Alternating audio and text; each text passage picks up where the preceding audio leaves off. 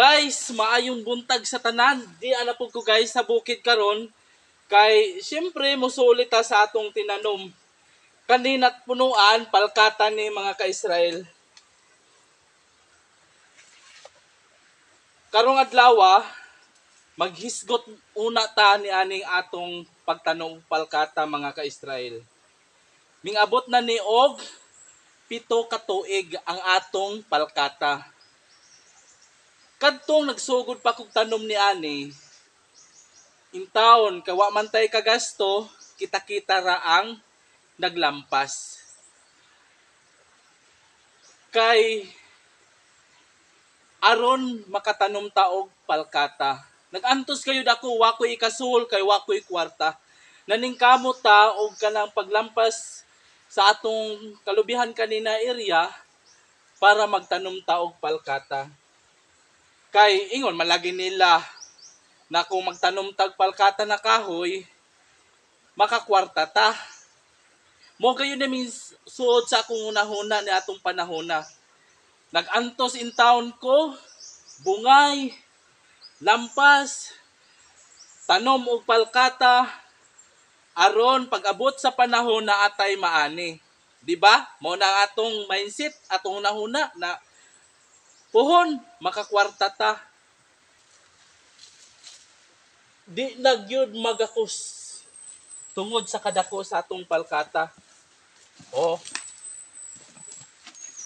nganong ning abot ang panahon ning ani na kadako, di na magakos. Kani ang pinakadako na palkata sa akong mga tanom, pero ang uban gamay ra diferensya, dagko na pud. Ug atong baliko na ang istorya sa akong pagtanom ni aning palkataha. Di ba pobreta naningkamot ta sa atong kaugmaon na kunuhay magkugi ta aron moabot ang panahon makakwarta ta. Nagkugi gayud ko mga ka-Israel. Kadtong mga panahon na naglampas gayud ako. Kay wala man tay kasuhol og paglampas, kita ra mismo ang naglampas. Kugi, hinlo. Dili man madali-dali, pila ka adlaw ing abot pa og buwan. Paghuman, nakatanom na tagpalkata. Pila ka buok ang akong gitanom diriya? 300 ka buok ang akong gitanom. Dili naman taman sa pagtanom lang, di ba? Ato gayon ng amumahon para mudako kay namang gayoy mo tubong sagbot, imo gayon ng gunahan. Mga isa ka tuig pod min labay, hala, maintenance og hinlo. Nalipay gyud ko kay, di ba, dako na gyud itong palkata na gitanom. Milabay ang mga pila ka tuig, padayon gihapon ta og hinlo. Lampas og nindako na gyud ang atong tanom na palkata. Og karon ming abot na og 7 ka tuig, mao na ni siya kadako. Di ba? Kalipay gyud tag maayo. Yes! Dako na akong tanom. Makakwarta na gyud ko karon. Pero kaluoy sa Dios, wala pagihapon kanina kwarta. Kay ngano, wala gayoy mimpalit sa atong palkata. Pasti lang di malasa gyud kamaayo ra. Kamaayo ra sa atong mga tanom pag-abot sa panahon na pakyas gihapon. Kay mao ni daghan na dayon mga pasumangil. Wa na kunoy mamalit og palkata kay barato na. Pero katong nagtanom pa ta, miingon sila, isa ka punuan, isa gayud kalibo. Pero karon, asa may libo nato karon bisag ing ani na kadako maglisod tag baligyag isa ka libo. Asa ra man ang atong mga buyer karon. Asa ra gustisya sa mag-uuma. Nahantod karon ang atong kahago, wala gayod na pusli pa. Pasti lang, sakit sa akong dughan ng atong mga pag-antos. wala mapusli gihapon hangtod karon. Kwarta na unta. Kwarta na unta ang atong palkata pero nahimo gihapon kanig walay pulos. Bisag maabot na lamang duha ka tuig ang mulabay o dili pa gihapon mahalin ang atong palkata. Unsa? Ato na balaman ni siyang putlon o patyon? Ingani na lang bang hustisya sa atong mga kahago? Miingon na lang ba na wala na mo palit og palkata? Asara ang buyer. Asara mo, taga Surigao del Sur.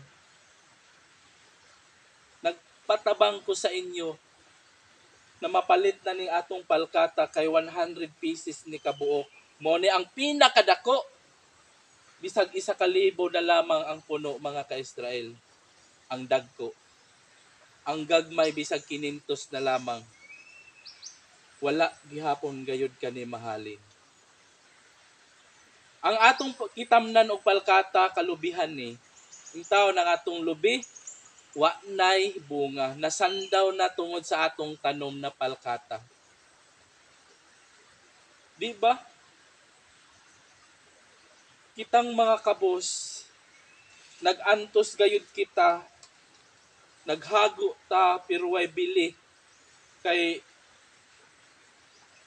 wala. Ingani ra ang atong hinaguan. Wala ta makakwarta. Sayang ra kaayo. Makadismaya no. Mo nang kung unsa may mga planon sa atong kalisod, magpabilin ra gihapon tag kalisod. Kay bisag ako naningkamot gyud ko maayo pero wala gyud ko buligi sa atong hinaguan. Kung ubanan ninyo ako mga ka-Israel sa akong mga kinabuhi, mahibalo gayud kamo kung kinsa si Israel Cebuala. Mo nang kung naaman kamo mga ka-Israel, sundi ang akong vlog.